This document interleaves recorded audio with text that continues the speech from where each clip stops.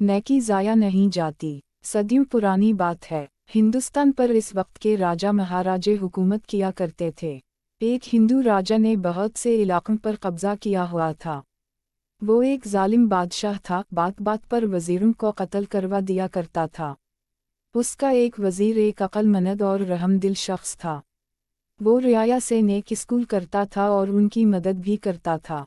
वो एक मर्तबा दरिया की दूसरी तरफ जाने के लिए दरिया पर पहुंचा, तो उसने देखा कि एक मला नई किश्ती ले उसके इस्तकबाल के लिए मौजूद है। जब वो दूसरी तरफ पहुंचा तो वजीर ने देखा कि बादशाह के हर कारे किश्ती पर कब्जा करने के लिए तैयार खड़े हैं। वजीर ने मला की किश्ती इनसे बचा ली, तो वो वजीर का शुक्रिया करते हुए वापस लौट गया। कुछ अरसे बाद किसी ने इस मसला पर वजीर के खिलाफ बादशाह के कान भरना शुरू कर दिए। बादशाह तो पहले ही मौका की तलाश में था कि किस तरह वजीर से बदला ले। कुछ अरसे पहले दूसरे बादशाह बने उसे सफ़ेद हाथी का तोहफा दिया था।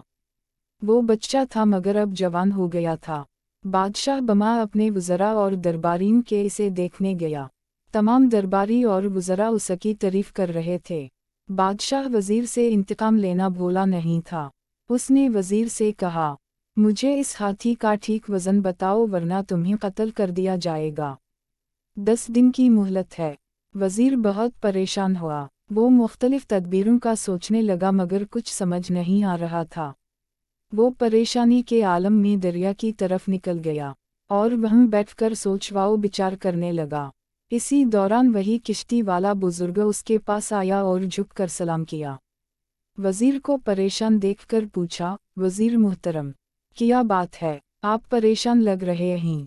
हम बुजुर्गों, बादशाह ने एक उलझन में डाल दिया है। 10 दिन की मोहलत थी, आज 8वां दिन है। अगर जवाब ना दिया तो मेरी गर्दन उड़ा दी जाएगी।